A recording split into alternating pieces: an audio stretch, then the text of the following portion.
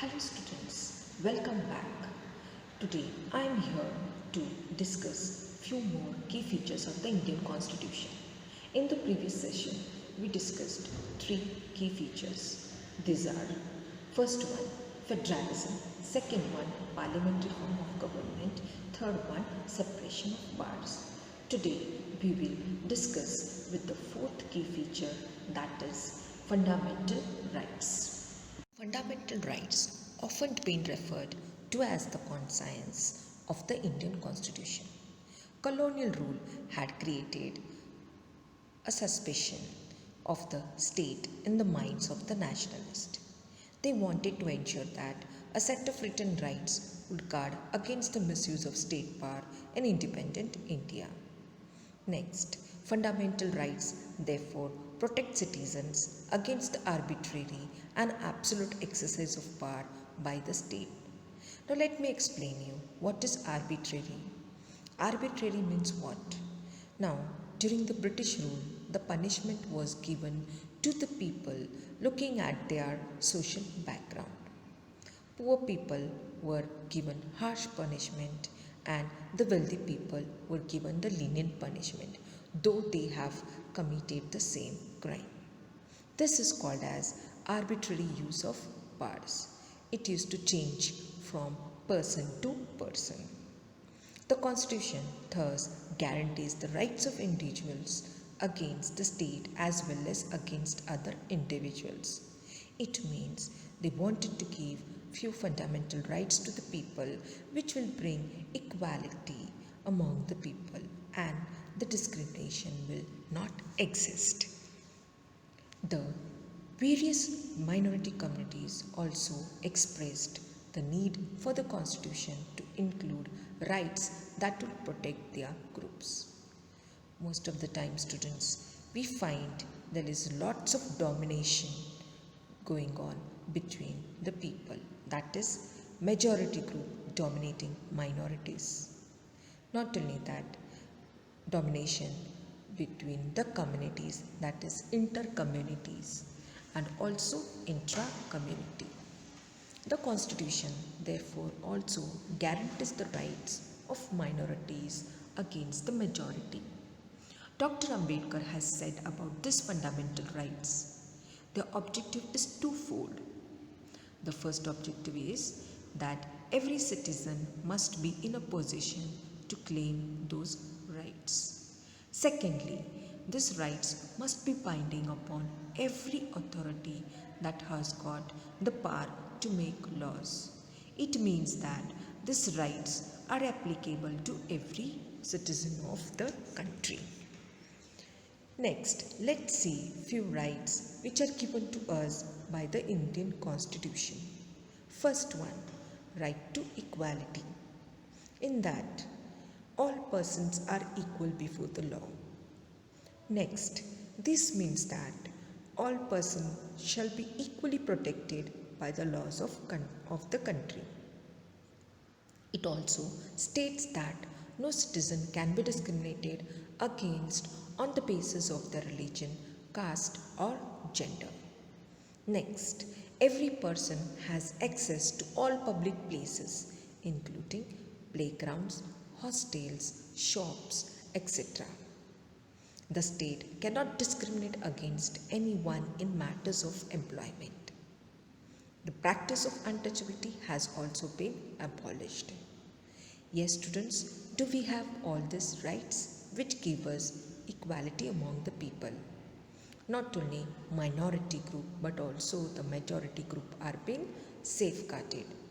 We have equal access to the public places. Not only that, regarding education, employment, also we have equal opportunities. Next fundamental right, right to freedom. Students, are you free to move around? Yes. Are you free to speech and express? Yes. This includes the right to freedom of speech and expression, the right to form associations, the right to move freely and reside in any part of the country, and the right to practice any profession, occupation, or business. Yes, students, if you feel that you're facing injustice, do you express it? Yes. Not only that, we can see various associations fighting for the rights of the people. Not only that, we are also free to reside in any part of the country, irrespective of our caste, background, etc.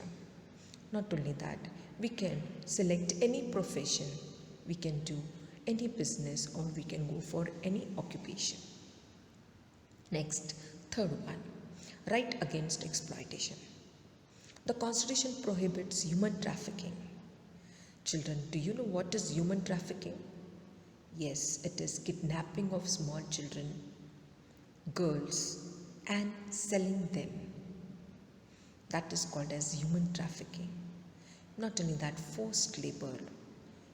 Few people are forced to do long hours labor without paying them proper wages. And employment of children under 14 years of age. Can the children be employed? No. If they are employed, the person who employs them is punished. Why? Because he violates the fundamental right. Next one, right to freedom of religion. Students, do we have freedom to follow our own religion? Yes, we are not forced by other religions to follow theirs.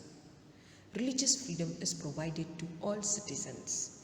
Every person has the right to practice, profess, and propagate the religion of their choice.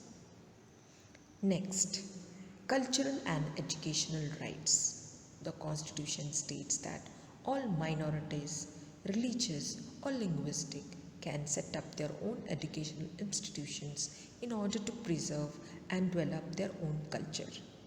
Yes, students, though you are coming to English medium schools, do we have Marathi medium schools? Yes, we have Sindhi schools, we have Urdu medium schools, and the Constitution has provided them the right to set up their own religious or linguistic educational institutions. Why? To preserve their culture and to develop it. So we are free to take education in any of these schools. The government does not forces you to take education in particular schools only. Next one, right to constitutional remedies.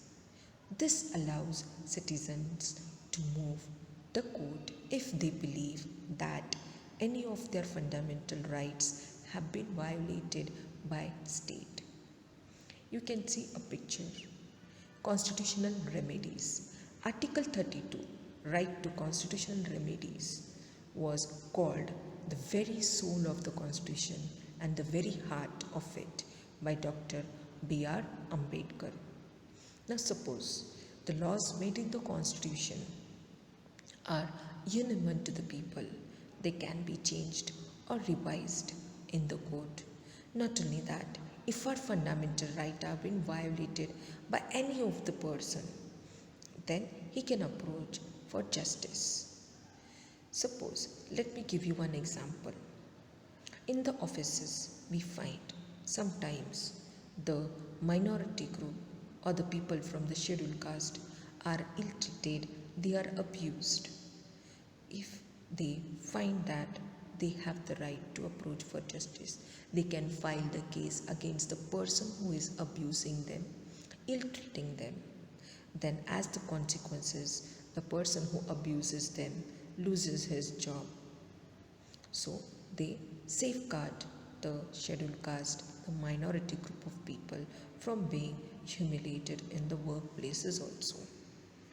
Next, that is fifth key feature of the Indian Constitution, secularism. Is India a secular country? Yes. Why? We find vast diversity in India and they are living unitedly together in one nation. And why this is possible? Because India is a secular country. A secular state is one in which the state does not officially promote any one religion as the state religion. Can we promote one religion as the state religion? No. Suppose, for example, if we take Maharashtra, in Maharashtra we find more of the Marathas residing. Now, suppose if Marathas are given the official power, then what will happen? Marathas will dominate the other minority groups which are residing in Maharashtra. So, to avoid this, to give equality to all the religions, the powers are not given to any of the religion. That's why, students, being in Maharashtra, we can live equally together without any discrimination. Not only that, also we are free to move around in our country. Can a Maharashtrian go and stay in Karnataka? Yes, obvious, we can. So we can see, we can move throughout the country as India is a secular country. That's all, students, with the chapter. Regarding secularism, I would like to tell you, students, our second chapter of civics is Understanding Secularism. In that, we are going to discuss in detail about secularism. All these key features are going to be discussed in detail in further chapters. Conclusion. The Constitution plays a crucial role in laying out the ideals that we would like all citizens of the country to adhere to, including the representatives that we elect to rule us. Just like the game of football, a change of constituent rules will affect the game.